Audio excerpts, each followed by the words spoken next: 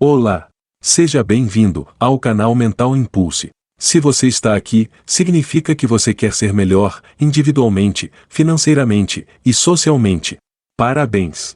Você faz parte da pequena porcentagem de pessoas no mundo que toma essa atitude. Para apoiar o canal, não esqueça de inscrever-se, curtir, comentar e compartilhar. Demonstre sua gratidão às pessoas que colaboram para seu desenvolvimento. Aviso: este vídeo contém ativadores sonoros e visuais que auxiliam na compreensão, foco e mentalização das informações. Essa é a sexta parte de Quem Pensa, Enriquece, de Napoleão Hill.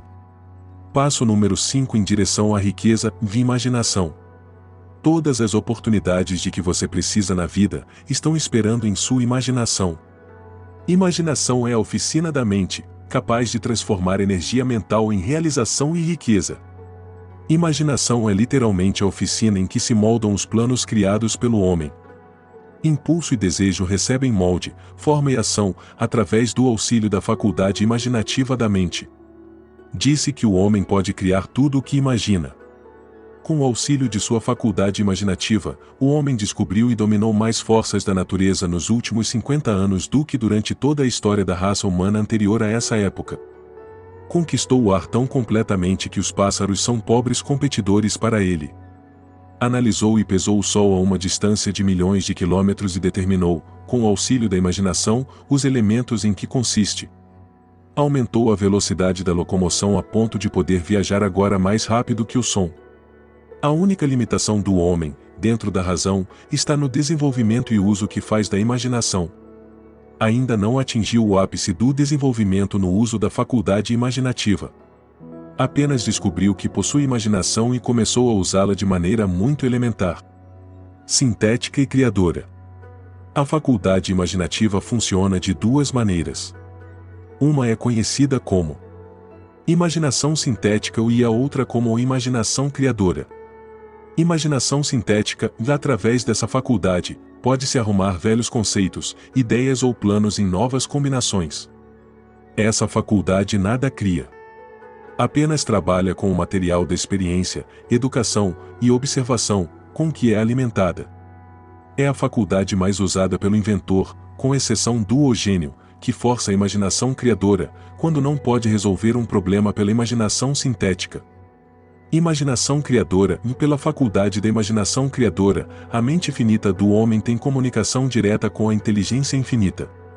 É a faculdade pela qual se recebem pressentimentos ou inspirações. É através dela que todas as ideias novas ou básicas são transmitidas ao homem. É através dela também que um indivíduo pode sincronizar ou comunicar-se com os subconscientes de outros. A imaginação criadora trabalha automaticamente da maneira descrita nas páginas subsequentes. Essa faculdade só funciona quando o consciente trabalha num ritmo excessivamente rápido, como por exemplo, quando o consciente é estimulado pela emoção de um forte desejo. A faculdade criadora se torna mais alerta na proporção em que é desenvolvida pelo uso. Grandes líderes de negócios, indústria, finanças, grandes artistas, músicos, poetas e escritores tornaram-se grandes porque desenvolveram a faculdade da imaginação criadora. Tanto as faculdades da imaginação sintética como a criadora tornam-se mais alertas com o uso, do mesmo modo que qualquer músculo ou órgão do corpo se desenvolve através do uso. O desejo é apenas um pensamento, um impulso. É nebuloso e efêmero. É abstrato e sem valor, enquanto não se transformar em seu equivalente físico. Enquanto a imaginação sintética é usada com mais frequência, no processo de transformar o impulso do desejo em dinheiro, não se esqueça do fato de que você poderá enfrentar circunstâncias e situações que exigem também o uso da imaginação criadora. Estimule a imaginação. Sua faculdade imaginativa pode ter se enfraquecido pela inação. Pode ser revivida e alertada pelo uso. Essa faculdade não morre, embora se torne entorpecida por falta de uso. Centralize sua atenção, por enquanto, no desenvolvimento da imaginação sintética, porque esta é a faculdade que você usará com mais frequência no processo de converter desejo em dinheiro. A transformação do impulso intangível, do desejo, em realidade tangível de dinheiro, exige o uso de um plano ou planos. Esses planos têm de ser formados com o auxílio da imaginação e, principalmente, com a faculdade sintética. Leia o livro todo, depois volte a este capítulo e comece, imediatamente, a por sua imaginação a trabalhar na formação de um plano, ou planos, para a transformação do desejo em dinheiro. Instruções pormenorizadas para a elaboração de planos foram dadas em quase todos os capítulos. Siga as que mais se adaptam às suas necessidades e escreva o plano, se já não o fez. No momento de completar isso, você terá dado, definitivamente, forma concreta ao desejo intangível. Leia a sentença anterior mais uma vez. Leia-a em voz alta, bem devagar, e, ao fazê-lo, lembre-se de que, ao escrever a declaração do seu desejo e o plano para sua realização, você terá dado o primeiro de uma série de passos que lhe possibilitarão converter o pensamento em seu equivalente físico. A natureza conta-nos o segredo da fortuna. A terra em que você vive, você e todas as coisas materiais, são o resultado de uma transformação evolutiva, através de qual pedacinhos microscópicos de matéria foram organizados e arranjados em ordem. Além disso, e essa declaração é de importância tremenda, e a Terra, cada uma das bilhões de células individuais do seu corpo, cada átomo de matéria, começaram como forma intangível de energia. Desejo é impulso de pensamento. Impulsos de pensamento são formas de energia.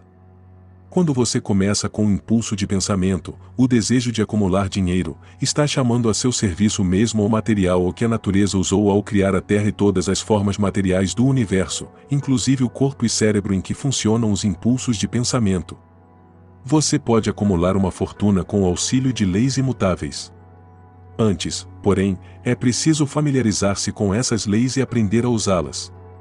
Pela repetição e pela abordagem desses princípios, sob todos os ângulos concebíveis, o autor espera poder revelar-lhe o segredo pelo qual se acumularam todas as grandes fortunas.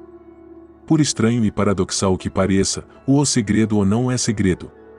A própria natureza o exibe na Terra em que vivemos, nas estrelas, nos planetas, suspensos dentro do nosso círculo de visão, nos elementos acima e em volta de nós, em cada folha de grama e em cada forma de vida, dentro do nosso panorama. Os princípios que se seguem abrir-lhe o caminho para compreender a imaginação. Assimile o que compreende, ao ler esta filosofia pela primeira vez, depois, ao relê-la e estudá-la, descobrirá que algo aconteceu para esclarecê-la e dar-lhe uma compreensão maior do todo. Acima de tudo, não hesite no estudo desses princípios enquanto não tiver lido o livro pelo menos 3 vezes, pois aí não quererá parar. Ideias se transformam em fortunas. Ideias são o ponto de partida de todas as fortunas. Ideias são produtos da imaginação. Examinemos algumas ideias conhecidas, que produziram vastas fortunas, com a esperança de que esses exemplos tragam informações definidas, concernentes ao método pelo qual a imaginação pode ser usada na acumulação de riquezas. Faltava um ingrediente. Há 50 anos, um velho médico do campo foi à cidade, amarrou o cavalo, entrou silenciosamente numa farmácia e começou a regatear com o jovem caixeiro. Por mais de 1 hora, por trás do balcão de remédios, o velho médico e o caixeiro conversaram em voz baixa. Depois, o médico foi embora. Foi até o carrinho e trouxe um tacho grande e fora de moda e uma grande pá de madeira, usada para mexer o conteúdo do tacho, e depositou-os no fundo da loja. O caixeiro inspecionou o tacho, enfiou a mão no bolso, tirou um punhado de notas e entregou-as ao médico. O punhado de notas continha exatamente $500, toda a economia do caixeiro. O médico estendeu-lhe um pedacinho de papel, em que se achava uma fórmula secreta. As palavras nesse pedacinho de papel valiam o resgate de um rei. Mas não para o médico, aquelas palavras mágicas eram necessárias para fazer o tacho ferver, mas nem o médico, nem o jovem caixeiro sabiam que fortunas fabulosas estavam destinadas a sair do tacho. O velho médico ficou contente de vender o conjunto por $500. O caixeiro estava se arriscando bastante ao colocar as economias de toda a vida num simples pedaço de papel e num tacho antigo. Nunca sonhou que esse investimento começaria a inundar o tacho de ouro, que um dia ultrapassaria a milagrosa façanha da lâmpada de Aladim. O que o caixeiro comprou, na realidade, foi uma ideia. O velho tacho, a velha pá de madeira e a mensagem secreta num pedaço de papel foram acidentais. O estranho caso do tacho começou a ter lugar depois que o novo dono misturou as instruções secretas, um ingrediente do qual o velho médico nada sabia. Veja se descobre o que o jovem caixeiro acrescentou à mensagem secreta e que fez o velho tacho ficar inundado de ouro. Eis uma história de fatos mais estranhos que a ficção, fatos que começaram em forma de ideia. Vejamos as vastas fortunas em ouro que a ideia produziu. Rendeu e ainda rende vastas fortunas a homens e mulheres do mundo inteiro, que distribuem o conteúdo do tacho a milhões de pessoas. O velho tacho é agora um dos maiores consumidores de açúcar do mundo, dando, assim, emprego a milhares de homens e mulheres que trabalham no cultivo da cana e no refinamento e venda do açúcar. O velho tacho consome, anualmente, milhões de garrafas de vidro, fornecendo emprego a grande número de operários. O velho tacho emprega um exército de funcionários, taquígrafos, copiadores, peritos em propaganda, em toda a nação. Trouxe fama e fortuna e dezenas de artistas que criaram quadros magníficos, descrevendo o produto. O velho tacho converteu uma pequena cidade sulina na capital comercial do sul, onde agora beneficia, direta ou indiretamente, todos os negócios e praticamente todos os residentes da cidade. A influência desta ideia beneficia agora todas as cidades civilizadas do mundo, inundando de ouro a todos que o tocam. O ouro do tacho construiu e mantém uma das universidades mais importantes do sul, onde milhares de jovens recebem a instrução essencial ao sucesso. Se o produto daquele velho tacho pudesse falar, contaria histórias emocionantes de romances, em todas as línguas. Romances de amor, romances de negócios, romances de profissionais, homens e mulheres, a quem estimula diariamente. O autor conhece, com certeza, pelo menos um desses romances, pois desempenhou um papel nele e tudo começou não longe do próprio lugar em que o caixeiro comprou o velho tacho. Foi nesse lugar que o autor conheceu sua esposa e foi ela a primeira a lhe contar sobre o tacho encantado. Foi o produto daquele tacho que bebiam, quando ele lhe pediu que o aceitasse nos momentos felizes e nos infelizes. Seja você quem for, viva onde viver, seja qual for sua ocupação, lembre-se, apenas, no futuro, todas as vezes que vir as palavras Coca-Cola, que seu grande império de riquezas e influência nasceu de uma única ideia e que o misterioso ingrediente que o caixeiro, Asa Candler, misturou à fórmula secreta, era de imaginação. Pare e pense nisso um momento. Lembre-se também que os passos em direção à riqueza, descritos neste livro, foram os meios pelos quais a influência da Coca-Cola se estendeu a todas as cidades, aldeias e encruzilhadas do mundo e que qualquer ideia que você possa criar, tão sensata e meritória como a Coca-Cola, terá a possibilidade de duplicar o recorde desse matador de sede universal. Uma semana para ganhar $1 milhão. Essa história prova a verdade do velho ditado, onde há vontade, há um caminho. Foi-me contada pelo querido educador e clérigo, o falecido Frank W. Gonçalves, que começou a carreira de pregador na região dos Matadouros de Chicago. Enquanto o Dr. Gonçalves cursava o college, observou muitos defeitos em nosso sistema educacional, defeitos que acreditava poder corrigir se fosse diretor de um colégio. Resolveu organizar um novo college, em que aplicaria suas ideias, sem ser tolhido por métodos ortodoxos de educação. Precisava de $1 milhão para realizar o projeto. Onde poderia ele obter tão grande soma de dinheiro? Essa era a pergunta que absorvia os pensamentos do jovem e ambicioso pregador. Contudo, parecia não fazer progresso nenhum. Todas as noites levava esse pensamento para o leito. Acordava com ele, pela manhã. Levava-o consigo a toda parte. Revirava-o na cabeça, até que se tornou, para ele, obsessão consumidora.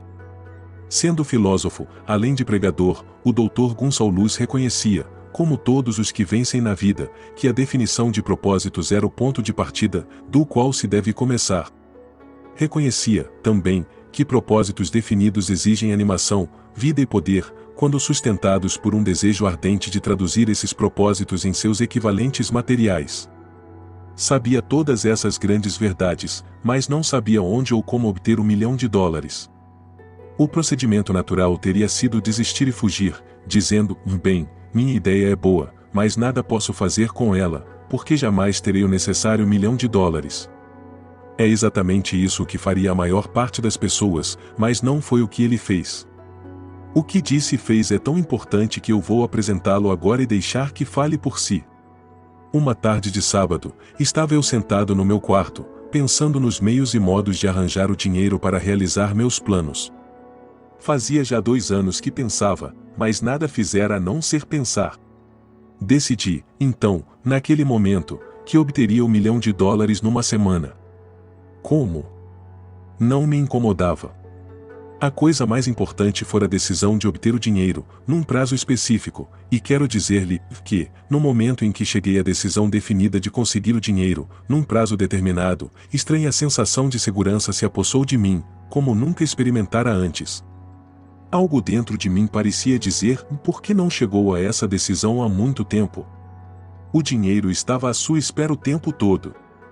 As coisas começaram a acontecer depressa. Telefonei aos jornais e anunciei que pregaria um sermão, na manhã seguinte, intitulado "O que eu faria se tivesse $1 milhão". Comecei a trabalhar no sermão, imediatamente, mas devo dizer-lhe, com franqueza, que a tarefa não era difícil, porque eu já estava preparando o sermão há quase 2 anos. Muito antes da meia-noite terminei de escrever o sermão. Fui deitar e dormi com uma sensação de confiança, pois já me via de posse do $1 milhão. Na manhã seguinte, levantei-me cedo, li o sermão, depois me ajoelhei e pedi que meu sermão chegasse à atenção de alguém que pudesse fornecer o dinheiro necessário. Enquanto orava, senti novamente a sensação de segurança de que o dinheiro viria. Em minha excitação, saí sem o sermão e só descobri o esquecimento no momento de chegar ao púlpito, pronto para lê-lo. Era tarde demais para voltar e trazer as notas. E que bênção não ter podido fazê-lo! Ao invés, meu próprio subconsciente forneceu o material necessário. Quando me levantei para começar o sermão, fechei os olhos e falei de todo o coração e com toda a alma, dos meus sonhos. Não só falei ao auditório, como imagino também ter falado a Deus. Disse o que faria com $1 milhão, se a soma me viesse ter às mãos. Descrevi o plano que tinha em mente, para a organização de uma grande instituição educacional, onde os jovens aprendessem a fazer coisas práticas e, ao mesmo tempo, desenvolvessem a mente. Quando terminei e me sentei, um homem se ergueu, devagar, do assento em que se achava, numa das 3 últimas fileiras e caminhou em direção ao púlpito. Fiquei curioso de saber o que faria. Chegou ao púlpito, estendeu a mão e disse, reverendo, gostei do seu sermão. Acredito que possa fazer tudo o que disse que faria, se tivesse $1 milhão.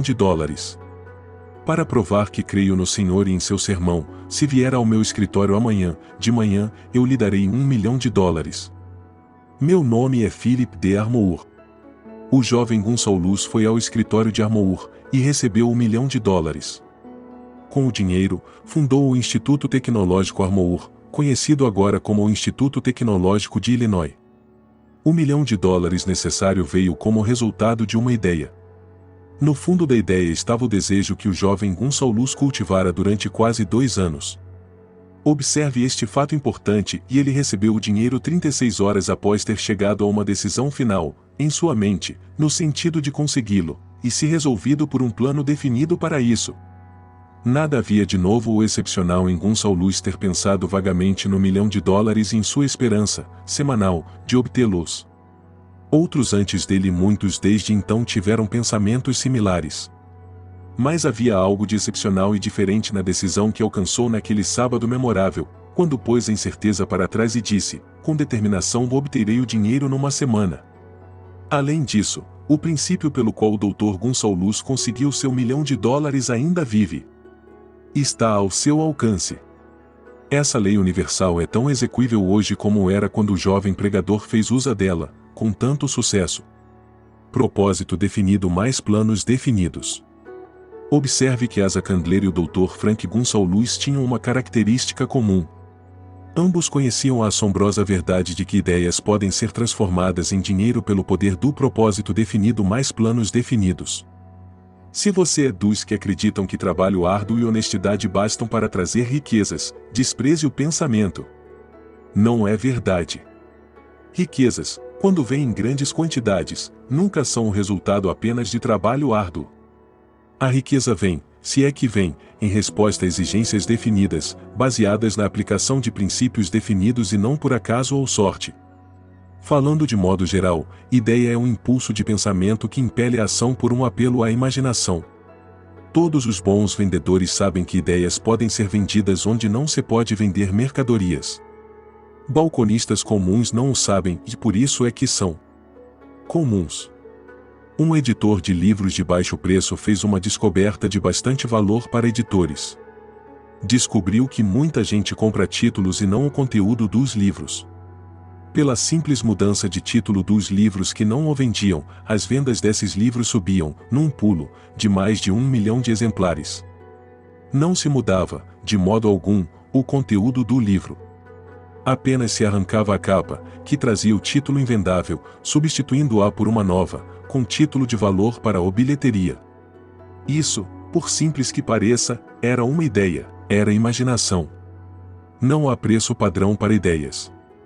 O criador de ideias faz o próprio preço e, se for esperto, alcança-o. A história de praticamente quase todas as grandes fortunas começa no dia em que um criador de ideias e um vendedor de ideias se reuniram e trabalharam em harmonia. Carnegie cercou-se de homens que sabiam fazer tudo o que ele sabia, homens que criavam ideias, homens que punham ideias em ação e fez-se, assim como a outros, fabulosamente rico. Milhões de pessoas atravessam a vida esperando oportunidades favoráveis. Talvez uma oportunidade favorável possa trazer outra, mas o plano mais seguro é não depender da sorte. Foi uma chance favorável que me deu a maior oportunidade de minha vida, de mais, e 25 anos de esforço decidido tiveram de ser dedicados àquela oportunidade, antes que se tornasse uma realidade. A chance consistiu em minha sorte de conhecer e ganhar a cooperação de Andrew Carnegie. Nessa ocasião, ele plantou-me na mente a ideia de organizar os princípios da realização numa filosofia do sucesso. Milhares de pessoas aproveitaram as descobertas feitas em 25 anos de pesquisa e inúmeras fortunas foram acumuladas com a aplicação da filosofia. O começo foi simples. Foi uma ideia que qualquer um podia ter desenvolvido. A oportunidade favorável chegou através de Carnegie, mas o que dizer da determinação, do propósito definido, do desejo de alcançar o objetivo e do esforço persistente de 25 anos? Não era um desejo comum que sobreviveu a desapontamentos, desânimos, derrotas temporárias, críticas e o constante lembrete de perda de tempo. Era um desejo ardente. Uma obsessão. Quando a ideia foi plantada pela primeira vez em minha mente, por Carnegie, ela foi estimulada, cultivada e tentada a permanecer viva. Aos poucos, a ideia se tornou um gigante em termos de poder próprio e me estimulou, cultivou e dirigiu. Ideias são assim. Primeiro você dá vida, ação e orientação a ideias, depois elas tomam o poder nas mãos e varrem toda a oposição. Ideias são forças intangíveis, mas têm mais poder que os cérebros físicos que as originam. Tem o poder de continuar vivendo, depois que o cérebro gerador voltou ao pó. Pontos a fixar. Você pode usar a imaginação sintética e a imaginação criadora, e, com prática, fazê-las trabalhar irresistivelmente juntas. Imaginação é um ingrediente que falta em muitos fracassos, o catalisador de muitos sucessos. Asa Candler não inventou a fórmula da Coca-Cola, forneceu a imaginação, que transformou a fórmula numa fortuna. Dinheiro ilimitado o aguarda se você o deseja em quantias definidas, com um propósito definido, apoiado pela imaginação. Esse princípio garantiu $1 milhão a um clérigo que apenas o pediu. Muitas fortunas esperam ser feitas com uma simples ideia. Veja como você pode ganhar milhares ou milhões, mesmo sem um plano original e encontrando uma nova combinação. Até o instrumento mais fino necessita do homem que saiba usá-lo.